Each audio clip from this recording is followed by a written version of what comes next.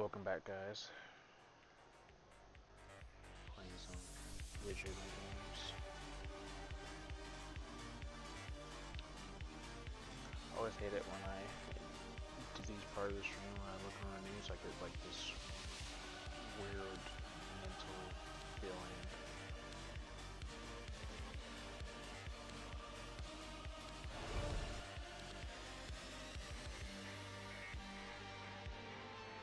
Okay, just look at a couple of stuff that I checked out.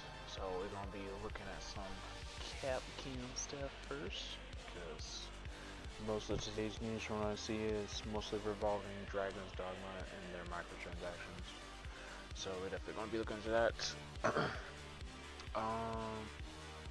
But yeah, Resident Evil 9 possibly going open world, it's claimed.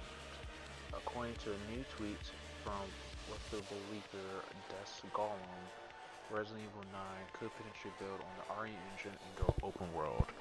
Resident Evil 9 has reportedly been in works for years, and many speculate it will launch in 2025. The most recent core game is Resident Evil Village, which launched in 2001. I still need to beat the DLC for that one, with Rose. Dust Golem, posting as user at Aesthetic Gamer 1, also claims that Monster Hunter Wilds is building on the same tech. However, they do reassure fans that both Resident Evil 9 and Monster Hunter Wilds should still retain the series DNA of either franchise. Let's look there. Take on. Let's look at the actual tweets. So here's a little tidbit I'll share. Captain Author will greenlit new initiatives in threes closer together. Recent examples are RE7, RE2, MDNC5. Will all greenlit fairly close together to take advantage of the new RE engine and the idea to remake RE2 inspire them to also take on RE3 and RE4 remake for a remake initiative. Dragon's Dogma 2 expanded RE engine functionality for open world games. The two other games building on this tech is Monster Hunter Wilds and Resident Evil 9. The only thing I'll additionally add before going silent and not reading Twitter again for now is part of all three project goals has been to retain the series DNA. Dragon's Dogma 2 is still clearly Dragon's Dogma, Wild is still clearly Monster Hunter, and same would be true for Resident Evil 9.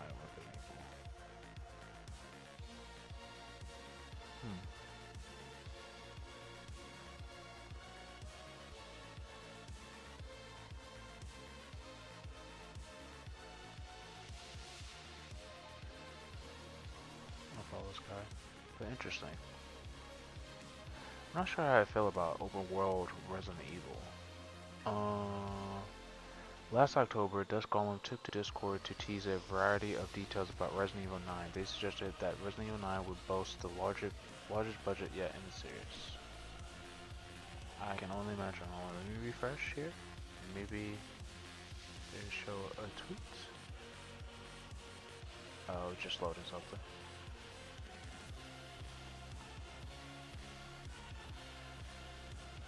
Oh man, I didn't see this.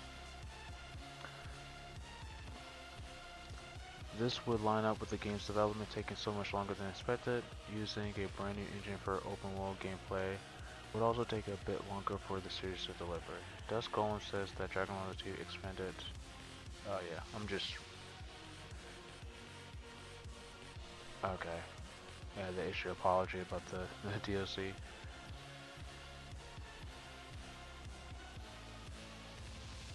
Okay.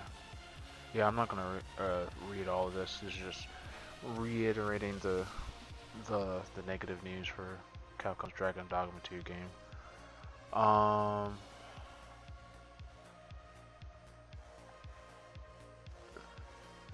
Okay. Let's look at this. Resident Evil 9 has biggest budget of the series, it's claimed. Let's see what Dust Golem revealed that Resident Evil 9 is costing content pretty penny, and that's because it's the most sizable game in the series ever. So it's been in development since 2018. It's probably not going to be released until 2025, so there's still a little bit to wait. it won't be a direct sequel to Resident Evil 8, but all new game that will bring to an end the but an all-new game that will still bring to an end the current split, ushering a new generation of Resident Evil. In recent leaks, it was suggested that Resident Evil 9 would take place in a ghost town in the west, and like Village, it featured mythical creatures. Ooh.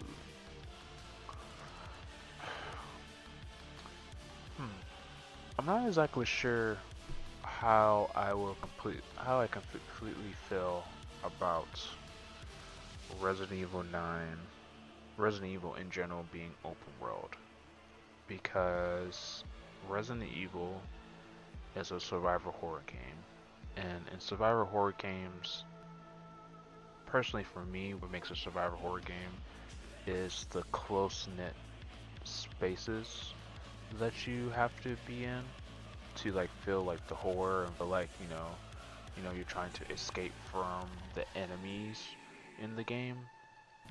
And when I hear open world, I think of freedom, the freedom to do whatever you want in like the game and choose whatever you want to do. And I feel like for like survival horror games or horror games in general, the players shouldn't feel free in these games, like at all. Personally, it's personally what I believe. And I can't really imagine how this would work for like a Resident Evil game. I'm hoping that they're not doing something. They're not falling into like the trap of what happened after RE4, the original RE4, where like Capcom just trying to do like action up until they got into RE6, which was considered like the worst one out of the series. And I hope they're not getting too big with their britches. But the past few Resident Evil games have been really good. Even especially the ones that hasn't been a remake. But I hope it's just not open world. And what I've seen, because it's definitely possible for them to like do an open world game. Because I'm hearing like good reviews about Dragon's Dogma, and not about the microtransactions, but like about like how expensive the open world is, and it seems like really good with the RE engine. And I know that Wild is supposed to be open world as well. It's just I'm not sure how I feel about an open world Resident Evil. I don't know. What do you guys think? Let me know what you guys think. Is this something you guys will want? Do you think that it's even possible? Like, how will this even work? Because I can't even wrap my head around this. But that's interesting to know to like how Capcom, releases their games. Because they did release RE7, Devil May Cry 5, and Remake 2, RE Remake 2, around like the same time. So that makes sense. Because they've kind of been releasing games apparently. And also good to hear that the remakes, like they're finally catching up and everything, and then finally putting everything together, which should be nice. So I'm hoping to see some of the older characters in RE9, because I know RE8, or RE Village, was supposed to be the last one for Ethan. So I feel like it was kind of like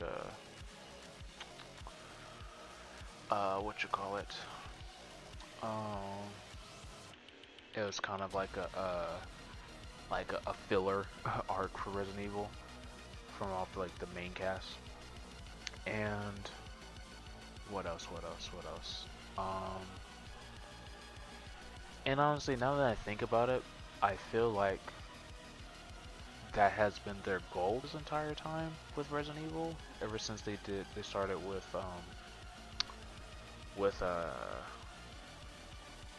RE7, because they started with like a mansion, or like a bayou mansion, and then they went a little bit bigger with Village as well. And now they're doing a whole open world thing. And I think the closest thing to that would be to Resident Evil 4. Closest thing to open world. I mean, Resident Evil 4 is not really like open world, but it is. There's like a lot of like locations and locales that you go to with that place.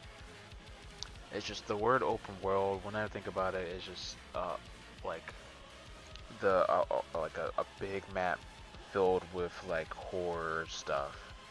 Um, Actually, there was a survival horror game that yeah, the Evil Within 2 is a Shinji Mikami game. I don't know if you worked in that one specifically, but I, I know I know that one was sort of open world, and it was survival horror. So maybe it could work, and just yeah, maybe I don't know, maybe it could work. The Evil Within 2 was more open world than its predecessor, the first one. Because you would just, you do like, linear stuff, and then you, yeah, maybe that's what it work. It's just it's like a hub world, open world that you just go around to do stuff in, and then you go to certain locations to do like story missions or stuff like that. But I don't know how I feel about that, because I mean, I wasn't that much of a fan of the Evil Within. But Capcom, they are veterans in the survival horror genre. I mean, they're basically the the fathers of the genre. So maybe they do work something out. But I mean, regardless, I'm a huge Resident Evil fan, so I definitely love to see what they got working on with it. Hopefully, you hear something soon from Resident Evil 9.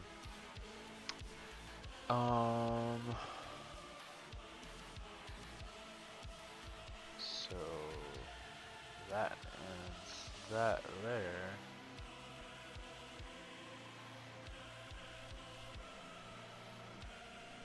So the next thing we're going to talk about is this freaking controversy with, Capcom. Actually, hold on.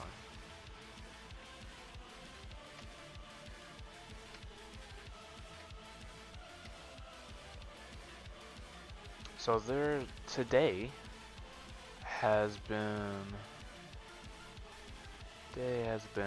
a pretty interesting day for Capcom, and they have been basically getting dragged. And I don't know what's going on at Capcom. Like, their games have had issues with like what you call it, for microtransactions. Street Fighter 6, they have like horrible prices for transactions for like their DLC costumes that they have up there. Um, and a little bit I understand the prices for some of them, because some of those prices are for other franchises, so they have to like chill out some money for them. But this one is kind of like a little bit weird, um, because a couple of like months ago, Itsuno-san, the game director for Dragon's Dogma, he's like a veteran game director at Capcom, and he came out and says he's basically saying that fast travel is like boring, or it's like something, if you have fast travel in your game, then your game is not good, or your game is boring. And so he's saying that that's telling you that basically telling you that you just have to. What he's trying to say is, if you have fast travel in the game, that means that traveling through your game is like boring, and you just basically have to. He wants people to like enjoy it. He wants to make sure like people are like enjoying his game. He doesn't have. They don't have to like basically equivalent to like Spider-Man. If you play the Marvel Spider-Man game, how like so much fun swinging through like the city is. Like I rarely use fast travel in that game. and I feel like that 18 design is trying to like be more like that. But what I'm seeing, what I hear about, you know, the this game is that, you know, fast travel would be definitely like like to have that. But this was, you know, it caused a little bit of uproar when he said this, you know, back in like it says January is when this article was posted. And so now, as soon as the games came out, there are microtransactions in the game, and some of those microtransactions are for helping you, you know, do some to like fast travel, which is honestly crazy. But let's look at this video here. Camping kits are what you Dragon's Dogma. This video here, so they tell us how bad the microtransactions are, because I don't know how bad they actually are, because I don't have the game. But we're about to see how bad they are. 2's glowingly positive critical reception is juxtaposed with an overwhelming number of negative reviews on Steam due to the reveal of a whole list of microtransactions that let you buy everything from camping kits to fast travel enabling port crystals for a few bucks a pop. Let's take a look at each of these items, explain what they're used for, how easy it is to obtain them in the actual game, and consider how egregious the microtransactions actually are. Oh, that's good to know. They're going to show us like how we can get those items without doing the microtransaction.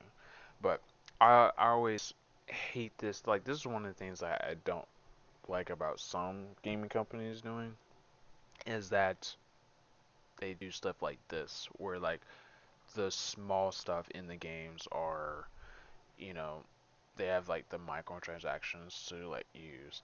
And honestly, I think we should have saw this coming back with Devil May Cry 5, because they had microtransactions to get like what you call it, to the blorbs, the red orb, no, the red orbs that you use as like currency in that game. If you don't know what it is in Devil May Cry, the Devil May Cry series, we should have saw this coming back then. So this is technically not the first time, but I don't think that it was as bad as people are making it out as like it is now. But let's watch the video, see how bad they are.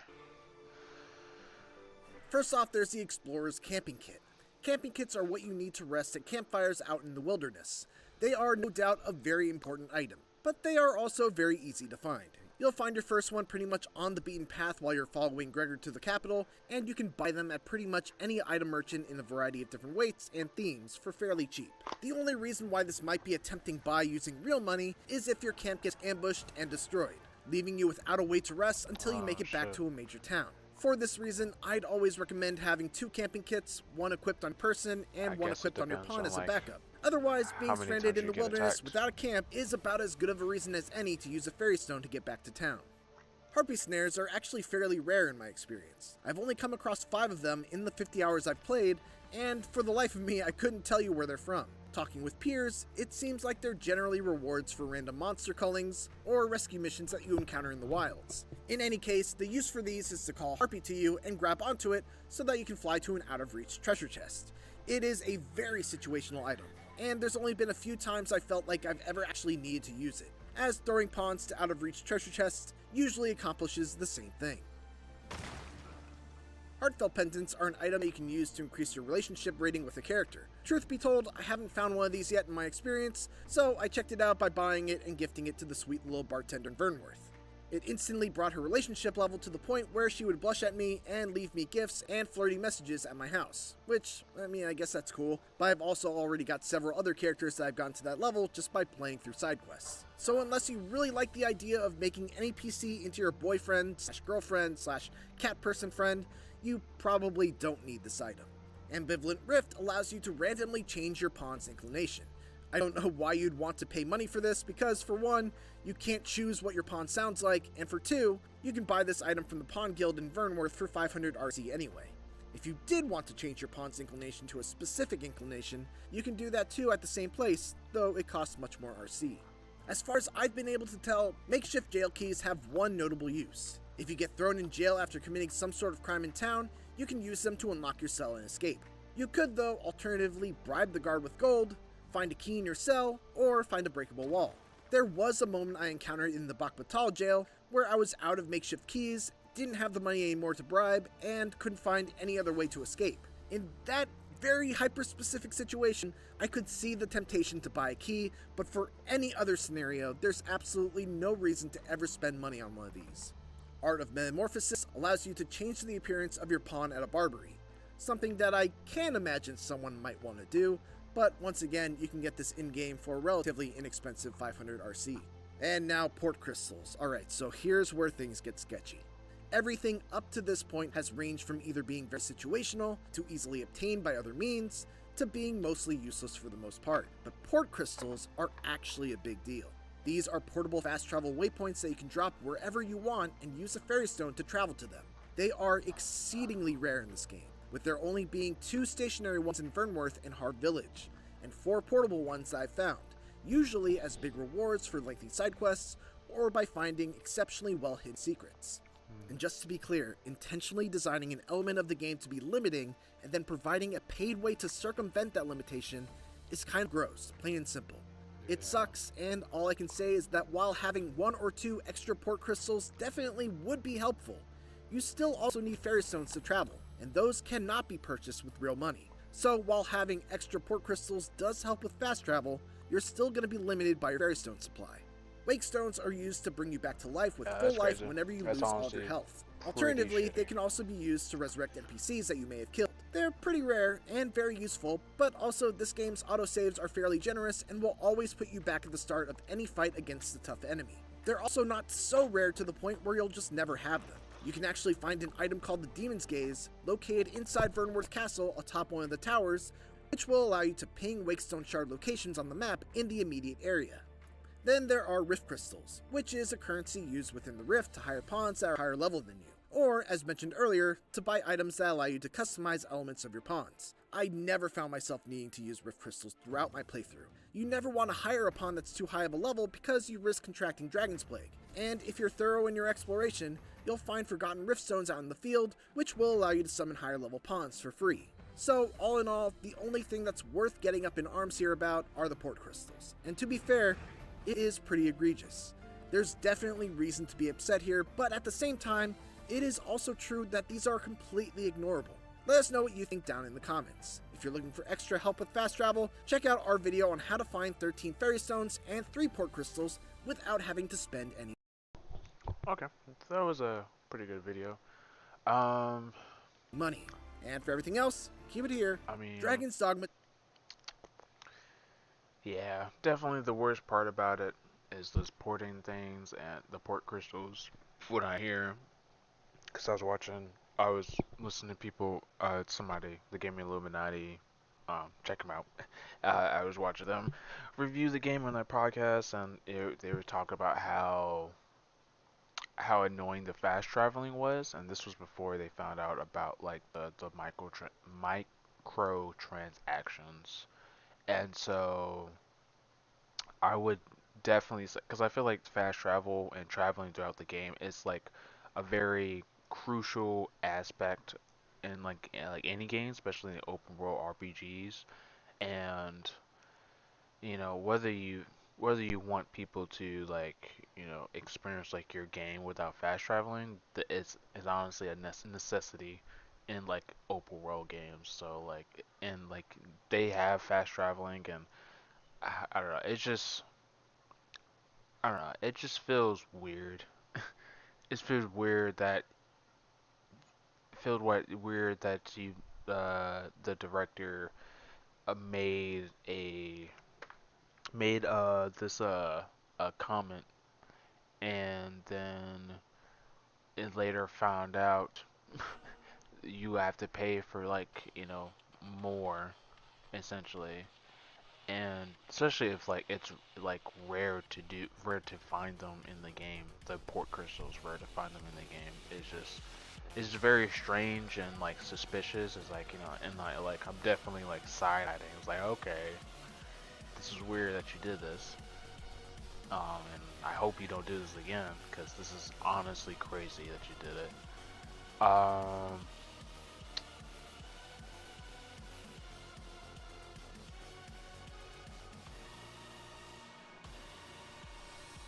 and I guess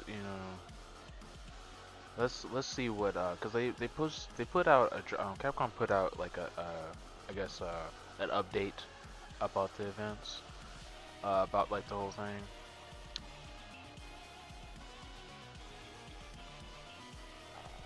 Okay, the crashes. I can start a new game. Paid DLC. So all the listed items below can be obtained in-game or as paid DLC items. Art of Metamorphosis, character editor.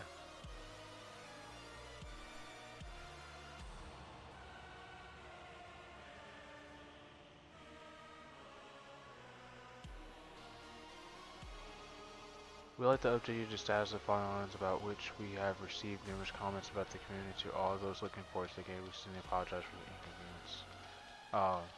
It's not much of a update. Let's see what people are saying here.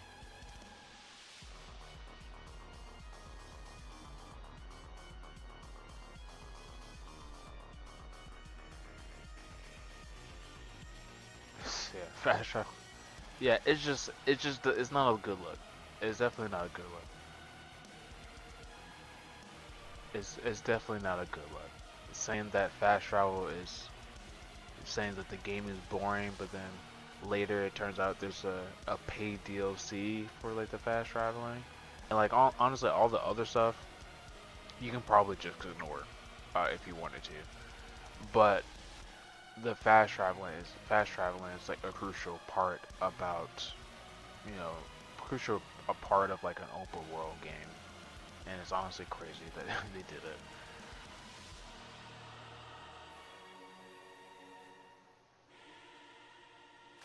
Capcom has responded to the situation in a new blog post, reiterating that most of the items available for purchase are also available in-game. Notably, Dragon's Dogma 2 has also risen back up to mix on Steam. I mean, yeah, but it's just that thing. It's just that part where like some of those items are like rare, like the port crystals, according to people in like videos. So, because I haven't really played the game, but based on what I hear from people about those port crystals and like the locations where they're at, it's just they're just so far away from each other. But yeah, this is definitely L from Capcom. The first L in a while. Well, actually, they've had L's with like the microtransactions. It just seems like the microtransactions DLCs for Capcom has not been great for them. I don't know what's going on. They need to fix that. GTA 6 production reportedly failing behind.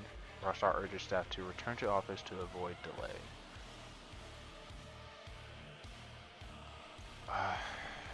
GTA 6 is likely one of the most anticipated games in history, with millions of players, blah blah blah. It could miss its 2025 release window, slipping to 2026.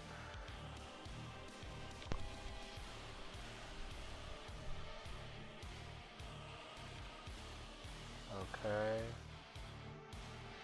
In February, following numerous leaks, Bloomberg reported that Rockstar Games was mandating its employees to return to work 5 days a week in the office beginning in April. The short notice and drastic change caught many by surprise and has led to frustration from staff who feel like they were being pushed out as they're being hired remotely. That sucks. I heard about that. That definitely sucks. While security and quality are reportedly the main reasons security is instituting the mandate to return to office, so by sources who wish to remain anonymous to avoid possible retaliation, that development on GTA 6 has started falling behind. I'll be right back.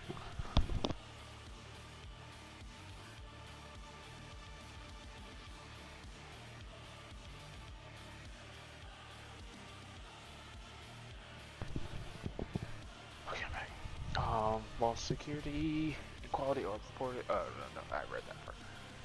At the moment, I'm told that Rockstar is still aiming for GTA 6 to arrive in spring 2025. 2025, while in early, I keep thinking, when I see the 2025, I keep thinking, this year for some reason, I don't know why. While an early 2025 release is the goal, sources say they aren't sure if this will happen in a fall 2025 launch seems much more plausible and feasible. Meanwhile, delaying the game to 2026 is on the table as a sort of fallback plan or emergency option.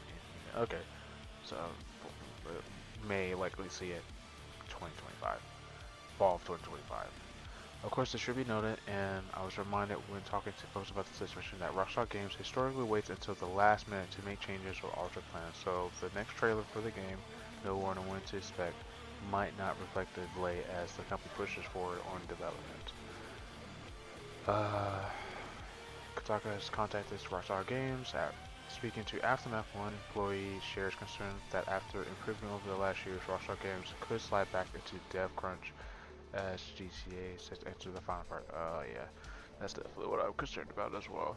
I've been through a couple of projects, both of what had crunch. The first one was extremely difficult. I had way less gray hair back then. We want to continue the strategy managed company to remove the toxic culture. Even if the game is internally pushed back into 2025, it is publicly delayed until 2026. That doesn't mean workers who are being forced to return to office against their wishes won't have to crunch. In fact, sometimes delays just mean more crunch. Regardless, it's clear that GTA 6 final years or so of development won't be easy or quick, as the company aims for early 2025. Okay. I mean, cool. I prefer that they delay it so there's no crunch, but he's saying that sometimes delay just means more crunch, which is unfortunate. Yeah, I just hope, I just hope, that everything's okay. Video game executives lament lost creativity at developers show. Interesting.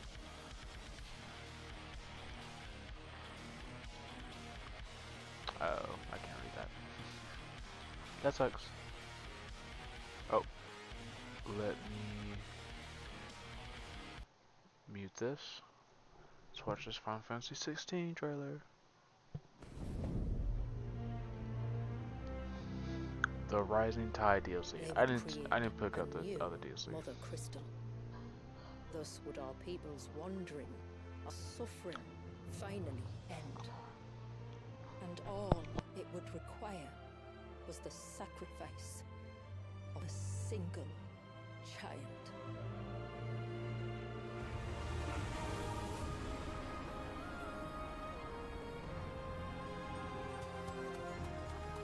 She's calling us. None other than Shiva herself.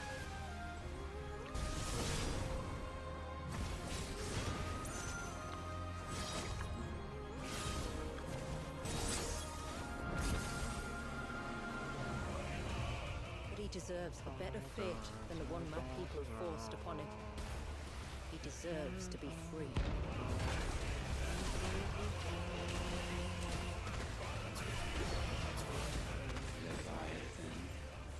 Our most profane fragment. Now, let the sins of man be redeemed by the hand of the servant of God.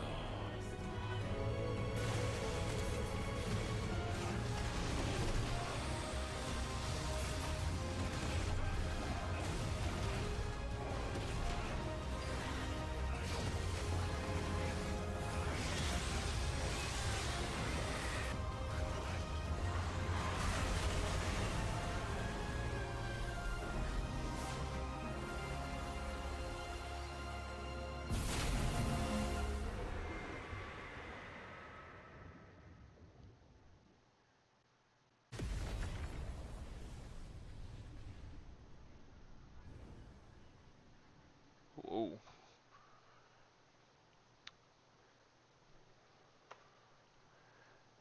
Okay, cool. I more likely won't be getting it, though, yeah, I haven't been like interested in Final Fantasy 16 in a while. It's a decent game. It's just I think there are a lot of things on it that I wish that could have been better. Well, not like a lot of things, but there's a couple of things that I wish I could have been better. Like, for example, I think the story, it the story should have been more. Hold on, let me play some music.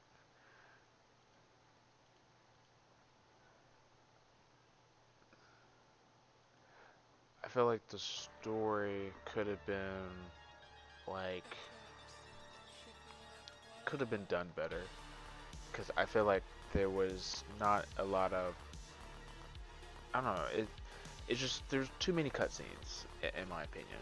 So I'm just sitting so players are just sitting there going through the cutscenes and waiting for the action to come about. And yeah, this is a fantasy game, and our like Final Fantasy, you play these games to expect like the cutscenes, but this game is supposed to be like an action RPG, and it just felt like the cutscenes ran on a little bit too long, in my opinion. And also on top of that, the action was like pretty good, but I feel like the combat could have like I would have liked to see a bit more variety in the combat, in my opinion. I mean, there is variety because you get to choose between like all the summons in the Final Fantasy series and like choose like the different abilities. But I just feel like I don't know. It's like the melee attack. It didn't feel like that. I was really doing damage with my melee attack, my regular attack, and I hated that. I had this party and I wasn't really controlling them. I hated that part. I thought that was like a whole crazy thing. But I mean, I'll keep an eye on this game. I mean, the game was definitely fun. I enjoyed the story for what it was. It's not my favorite Final Fantasy 16 game. I mean, my favorite Final Fantasy game, but it was good enough. It wasn't garbage. It was a good game. It just there's some stuff that I wish could have been done better. But yeah, that's it for that.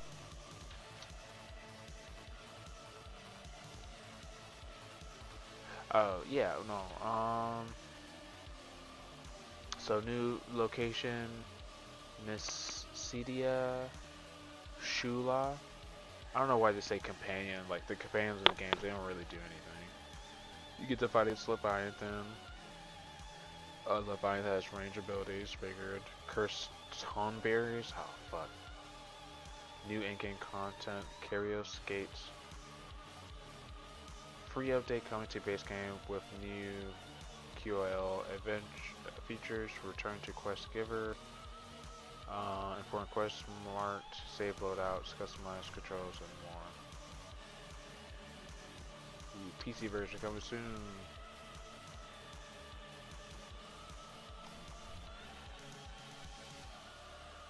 Gamergate. Exchanging video game sees another reckoning. Culture Wars rage on.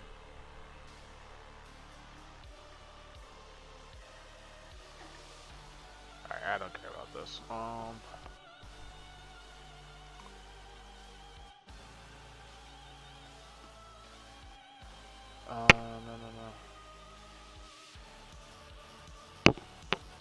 Let's look at Novelist for the Wicked real quick.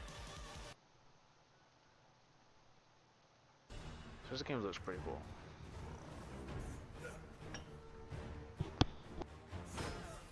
Hey, I'm Thomas Mahler. I'm the creative director at Moon Studios.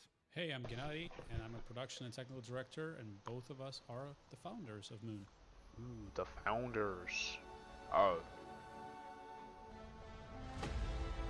What's up, We are Rock? working on a How you new doing, man? project which is called No Rest for the Wicked. It's basically just my dream project, right? It's the action RPG that I always wanted to play and wanted to play for 20 years now. We're trying to create one of the best combat systems on the market. We also want to completely change how exploration is done, right? That you're not just walking Man, they around on a put the tone in randomly these graphics, generated man. flat plane. Combine that with the multiplayer aspect, combine that with all these quote-unquote social elements of like building the town and housing and farming and all of those things. It's the kind of game that I always wanted to see somebody making, but because they didn't make it, we are making it now.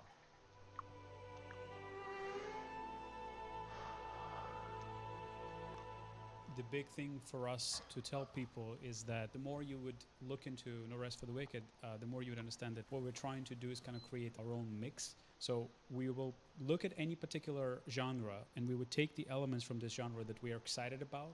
We put it all together into one game and then we iterate on it. So we might take, combat inspirations from the Soul series, Monster Hunter, animation commit-driven combat, but also fighting games, things that have combos, things that have special moves, and we try to make it and tune it in our own way. Then we look at things like exploration, interconnected, multifaceted, dense level design that encourages retraversal and discovering the world. So it's really not one game in particular we're trying to, necessarily. I always love it when companies that are known for like one series, they branch out to other franchises or, stretch their legs out, and get like real creative. Cause like, look at this. This looks like really Follow. We're just inspired by great all of these and different fun. elements from all of these different games. We And put I'm it not much of together a fan and of try to grow like top-down games like that, but I would play this. I'll play the fuck out of this. it to make it into the most perfect version it can be. I'll play No the Rest fuck for out the of this. Wicked is coming to early access on Steam on April 18th. Man, there was actually something I wanted to look into. There's something about Overwatch. It's honestly crazy. Overwatch 2.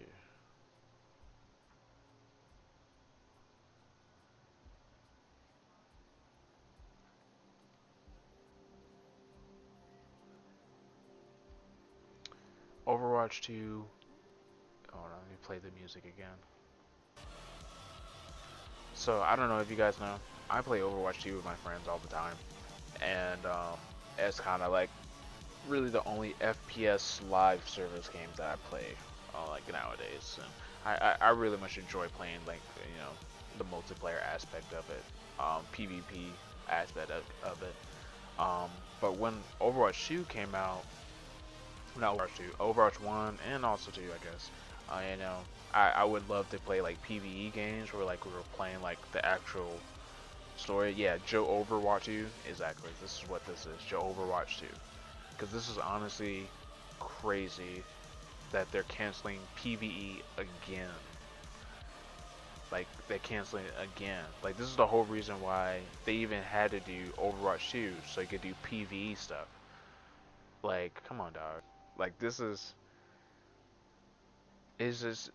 just a crazy rise and fall from grace. Yeah, no, this is honestly crazy. This is like something that I'm a bit shocked about, and I guess it's because I played this game, and I wasn't really into the PvE like that, and I'm probably part of the reason why it didn't do as well. But like, come on, dog, like this is like season 9. Like right now we're on season 9 of the game, and like the whole PvE thing should have been in the game in the beginning when you first launched it. Like it shouldn't take, like I think the PvE stuff came in like season 6. Yeah, season 6 it says here is when they started doing PvE stuff, and now it's like season 9 now. So it's 3 seasons. And it's like a month and a half or something like that. Is honestly crazy, bro. Like, what was the whole point of like doing this, man? The mission sold so poorly that Blizzard made a decision to axe future PvE content and lay off the majority of the devs involving in the PvE missions. Oh, they got laid off. Furthermore, the poor sales resulted in the devs receiving 0% of the company's profit sharing bonuses this month. Wow. That's crazy. That's sad to hear. So they didn't even get money. Oh yeah, that's right. They did fire like all. I did hear about they firing the stories. What's the saying is that they made all the heroes available for everyone day one, with no battle pass grind before they. Oh yeah, money greed, thinking they can monetize like God. Yeah, I heard about that. I saw that I saw that video before like I could like react to it or do it on stream. And so that's why I haven't really looked at on stream. But I mean, some of the stuff they're doing I liked, like getting characters like day one rather than grinding, because I hate it when you get new characters and you don't get to play them. And you know, I mean that's really the only thing I like. We started to find a footing with the hero mission experience early on. Scope grew, we were trying to do too many things at once and we lost focus. Game director Aaron Keller explained shortly after announcing the system to cut a large portion of the game's PvE.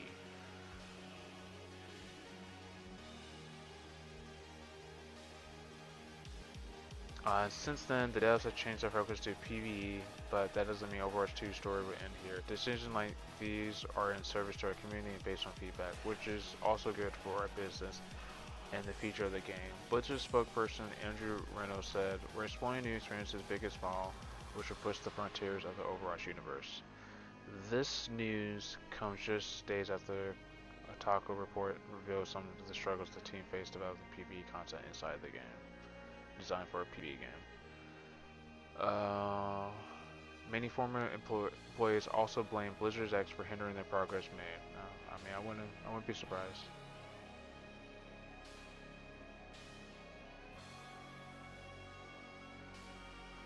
Yeah, this is honestly crazy, man.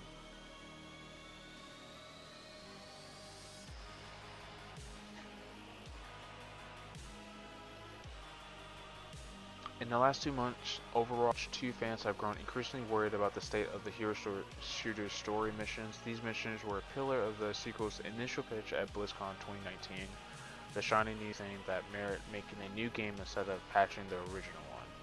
Yep. It's, this, I mean, that's not the reason I got the game. It's free, but, I would definitely like to, play the story mode. Like most live service projects, but since Overwatch 2's October 2022 launch, only one set of the missions have been released in August of 2023.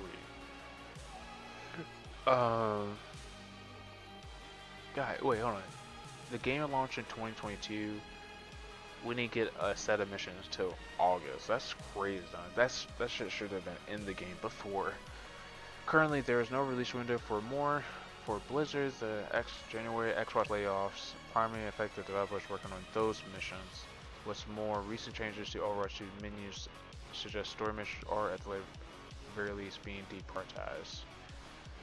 Since the 2019 announcement, Overwatch 2 has transformed into something almost unrecognizable from the original promise.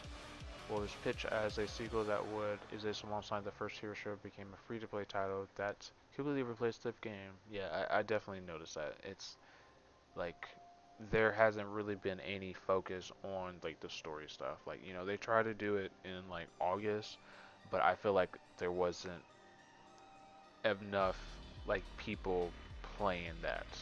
I mean, I wasn't interested in it, and that's because I had to, because basically I think what got me about the story missions is that they try to release out is that they're asking you to pay for it, but this game is supposed to be like a sequel, and this stuff should have already been in the game, and this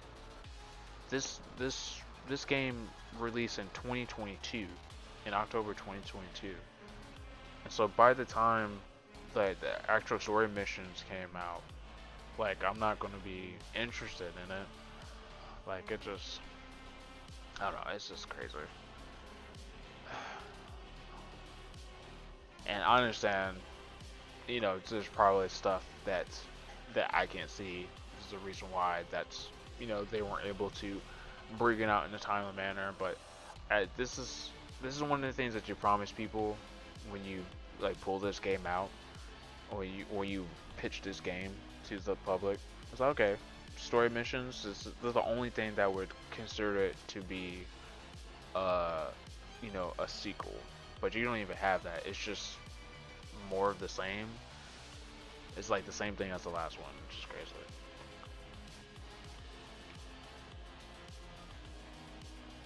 Let's see what the difficulties they had developing the story mode. Blizzard planned to release Overwatch 2's campaign in multiple content drops over several years, but the project had been tied up in a pipeline issue dating back for more than 5 years. The team was told the intent was to drop 3 missions around every 18 months. They add that while the entire campaign may not be ready to ship yet, every mission is reportedly in some degree of completion at Blizzard. According to that same source, those levels range from fully playable to still in concept. Work on the campaign missions was apparently held up in the pursuit of Neva's thing called Blizzard quality, a term used to describe a standard the company aspires to. According to one source, this became a crutch that was frequently used to avoid making calls that would move the development of story missions forward. Blizzard quality is a justification to essentially piss about forever and ever doing the same work over work, the sources said. Some executive goes, but is this Blizzard quality? Okay. It's always leadership or game directors design they need to spend the extra time, so honestly, if they could have just made any kind of decision, the game would have shipped years ago. Interesting. So it's the game, it's the leadership. Another source says this reliance on Blizzard quality may have contributed to frequent iterations of the original concept, but that wasn't the only issue the team faced while trying to work on Overwatch 2's story missions. Okay, so we just basically got artists, and I don't know. What is, it's just people being stupid and indecisive. Black Karen just lost her job at the Daily Wire, and you know why? For what? Overwatch 2 PvP gameplay just turned out to be very difficult to tap for PvE, mostly because of how differentiated and PvP-oriented hero kits are. So Kotaku via text message. Again, the messages via text. Sources describe internal sentiment around the story missions as never outright negative, but increasingly pessimistic. One source has said that as concerns grew about how they were shaping up leadership, including director Aaron Keller and executive director Jarrett Newes, would try to rally the team and in some cases avoid questions entirely. You had designers, programmers, artists, QA, all disciplines on the team constantly making suggestions and ideas to improve or trying to do the best we could, but it was all either shot down by a few gatekeepers or just there was no point, there was no time, they told Kotaku. Almost every single team town hall, they were questioning about what do we do if it doesn't succeed? I don't feel confident that it will perform well. What are we going to do about players being disappointed? It was met with either don't worry about it, it'll be fine. We have so much confidence in it, trust us. So to say that while Overwatch 2 was pitched to fans as a fresh start with new ideas and new content, the game's competitive suite was always the priority, and the story mission suffered because of it.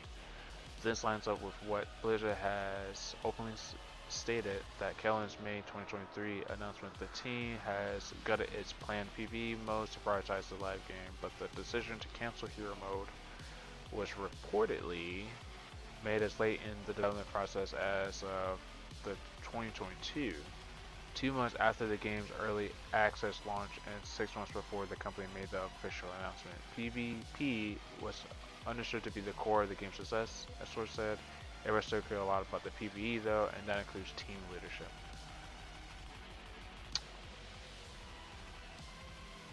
That's honestly crazy, man. I don't want to read any more of this. yeah, so it just sounds like everybody was working on so long they just lost faith in the project. And because I know I've experienced that before, with my work as like an artist, where like I work on something like for so long, and I start to question it. And it's like, is this right? People gonna like it and stuff like that. But sometimes you just gotta put that stuff out and like and hope for the best. But no, this is definitely an L for Blizzard. The Blizzard, not Blizzard. Yeah, Blizzard and the Overwatch team, because you guys were selling this game to have not just PvP but PvE stuff, because that's what you guys. That's that's the reason that this is like a sequel is Overwatch 2, and not just Overwatch, um, or like an expansion of Overwatch. So I hope they know what they're doing. I hope they, some of the story stuff that they were doing is going to be implemented in the game somehow, in some way. But it is what it is. It is what it is.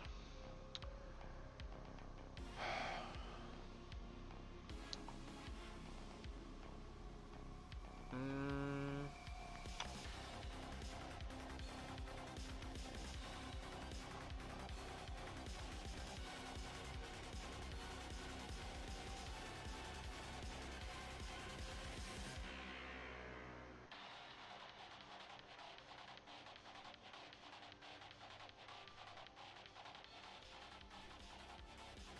I'm trying to think.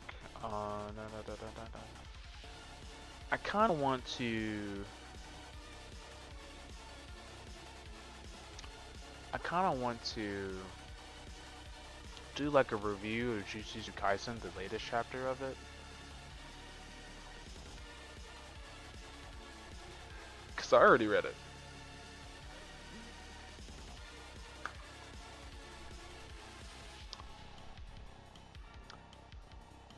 Because I already read it.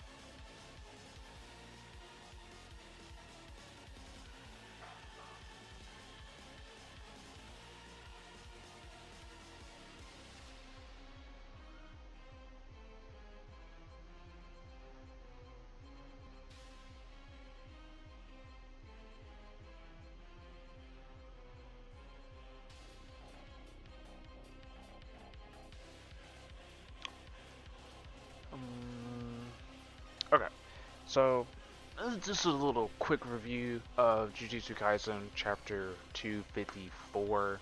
Um, if you guys want to see, you know, listen to what I think about like the chapters for Jujutsu Kaisen or any other series, just let me know, and I will do them. And because like I said, I want to expand what I do on my channel and Twitch, YouTube. Um, but yeah, I like this chapter. This chapter was pretty cool. Get to know, you get to show, your boy Kusakabe, or if I see like, what he's like in throughout the chapter.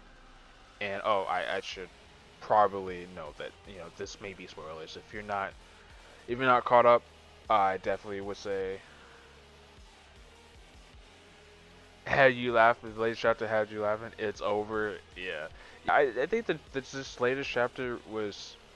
I like the chapter because you get to see like what this man Kusakabe is about and why he's like a grade 1 sorcerer, and he's basically a Swiss Army knife, as Mei Mei and Gojo and Nanami had said about him when people were asking about him.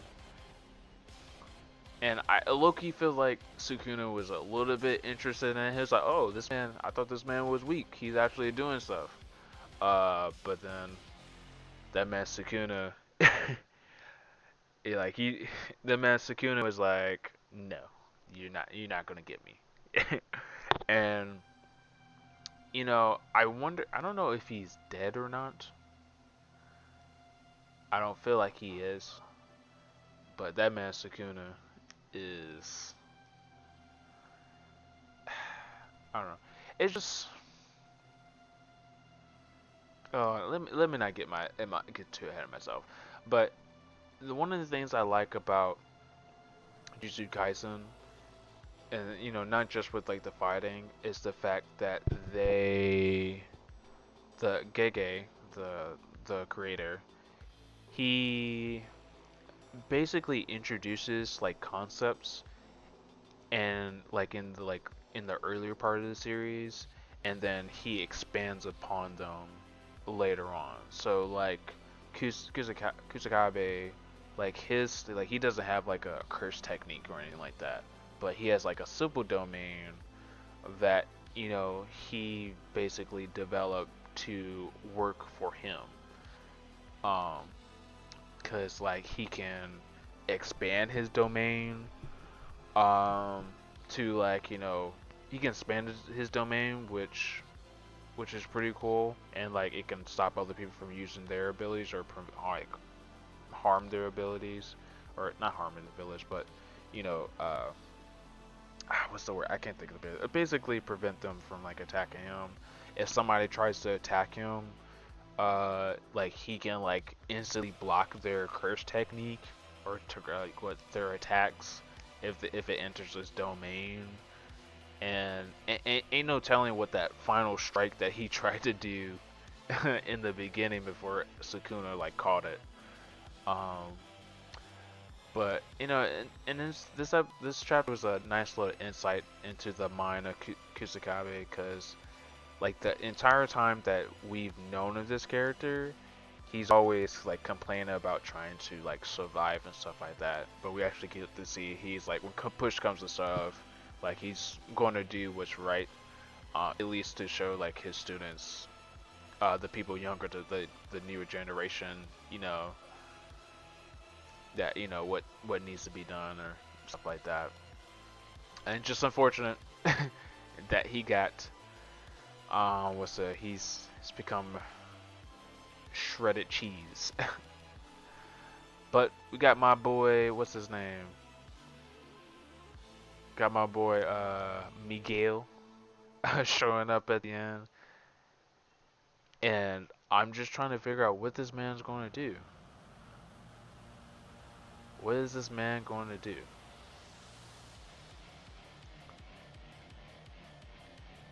And the craziest part about that? They said this man went toe to toe with Gojo Satoru.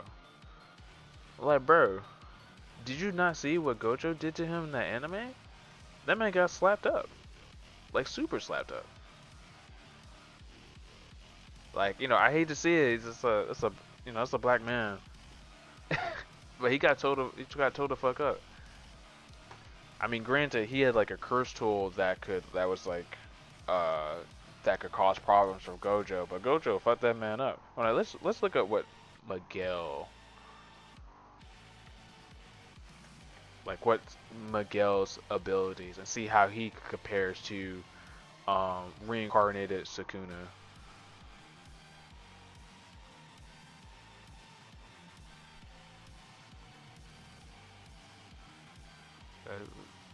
Let's see what Miguel can do here. Hold on. Let me switch. He said pull up that quick with go. Yeah, hold on. Let's. For those who don't know, you'll see.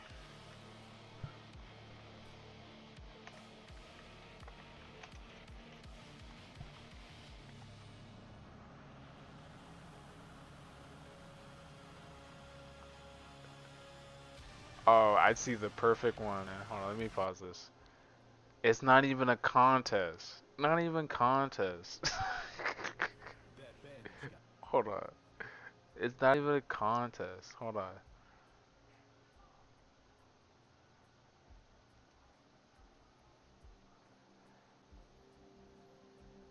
I'm just gonna mute it because I don't want to be like copyright strike or anything like that. Well, I guess I should play the music. Yeah, this whip is like a curse tool that can that can cause a lot of problems for Gojo and his curse technique.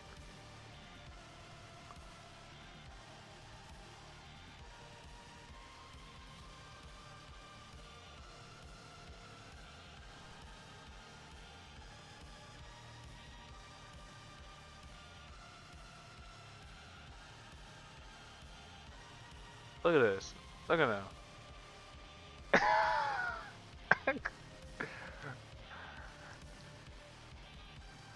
I mean, I guess he was singing that whip on Gojo, swinging around with it.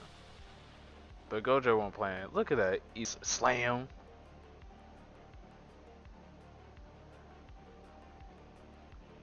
He tried to use a cursed spirit against Gojo. That didn't work. Gojo killed it. Look, he's running away. Damn. Damn. Look at him. The slap. Look at him. Bro. Yeah, and that's a reference from Ip Man, by the way. That scene right there. That's crazy.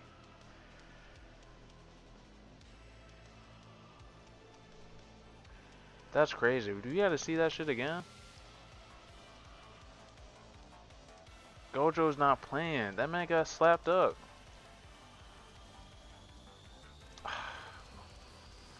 He got slapped up. He got slapped up so hard that Gojo recruited Miguel to, you know, help train Yuta.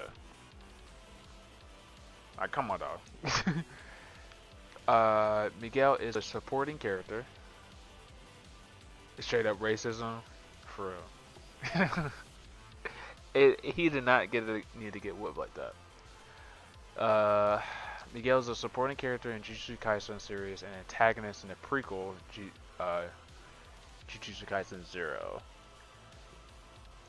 Initially one of Geto's commanders who wished to see him become king and then follow the night parade of 100 demons, Miguel was forcefully recruited by Gojo. He returned to his homeland Kenya and the community soldiers there to train Yuta. Like, bro.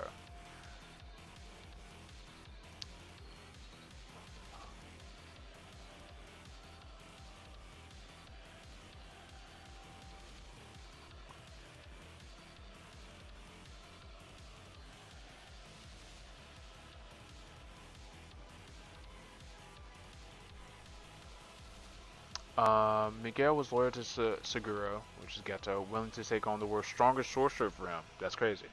Albeit, Miguel did swear to curse Seguro if he ended up dying in battle.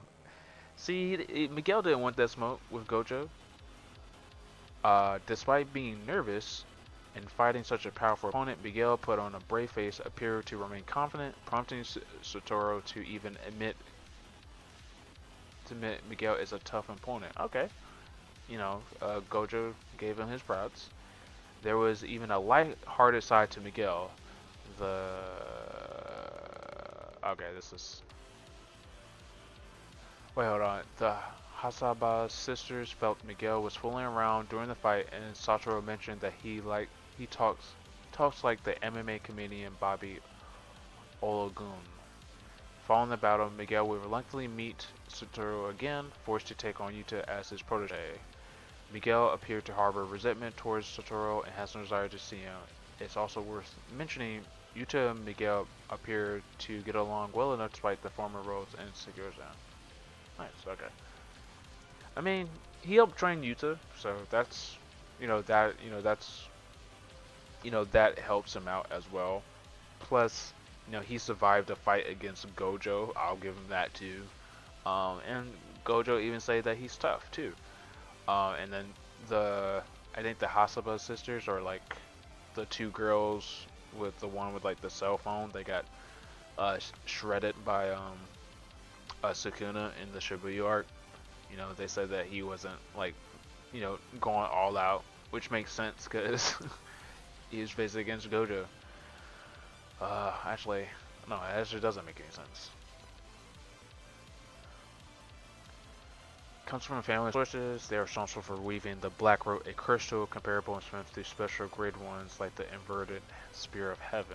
In a fight, Miguel was capable of using Black Robe to hit Sotoro and disturb the Infinity, hitting Sotoro, something most of his opponents never accomplished. He also survived the encounter and escaped from the Six Eyes user successfully. Thanks to info from Sotoro, Miguel has knowledge of the Six Eyes and the Limitless. From his performance on December 24th, 2017, Miguel was recognized as the MVP of the Night Parade of 100 Demons. Sotoro decided Miguel was good enough to recruit and was used to train his prize people in order to hone Yuta's boundless potential. Following his return from Africa, Yuta was immensely more powerful than before he left. Yeah, that's true. That's true. Yuta was, once he came back, that man's a goat. The GOAT. Yuta, he is straight up the GOAT. He fought 4 reincarnated sorcerers by himself. Like, one of them he fought one-on-one, and the other 3 he fought face to face. Like basically at the same time. Like at the same time. It's honestly crazy how he did that.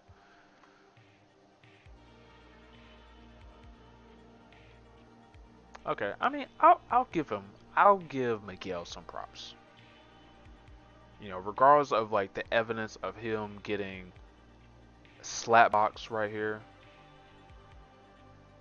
I'll give Miguel some props. He survived and escaped the might of Gojo, which is not a lot of people, you know, can do. He doesn't have the Black Rope anymore, but the Black Rope was a really powerful tool. He trained Yuta, and when Yuta came back, Yuta was already the GOAT, but Yuta became the GOAT. The GOAT. Afterwards, Yuta became more powerful, so I'll give him props. I'll give some props, and even Gojo recognized him. So I guess, ooh, didn't mean to show that. I'll give him some props. But this Jujutsu Kaisen chapter, you know, is pretty decent. Got to see, you know, how Kusakabe, what type of person he is. It seems like a decent person. He's getting cooked frame 1 by Sukuna. Maybe, honestly, the way that Gege like does like these stuff. I mean, I hope he lasts 2 chapters, because Kusakabe is like the second character that Gege has, you know, had him fight Sukuna, where he only lasted a chapter.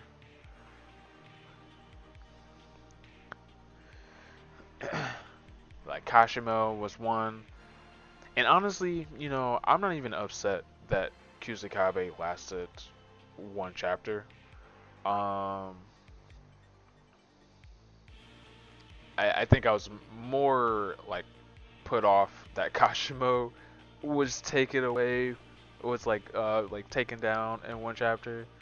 And I think it's because that Kashimo, we know him less than Kusakabe has been, and so like at this point with Kusakabe, like we've experienced enough of him by now.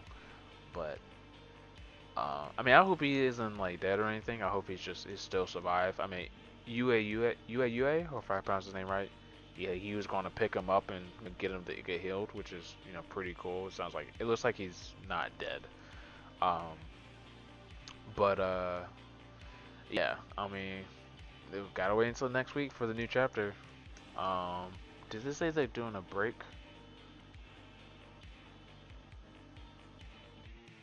They are not doing a break, so there's no break next week. Great. Ah, man, that's crazy. Man, this is really Sukuna Kaisen. This is Sukuna Kaisen right now. Sukuna is like bulldozing like every character he comes against. But we know my man Yuji's gonna come back, punch the shit out of him. Alright, but that's enough for that review. I hope you guys like that. So now we're gonna play some more Final Fantasy.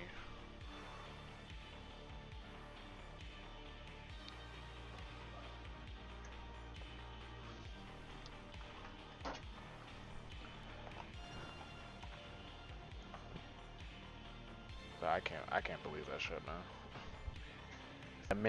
The man that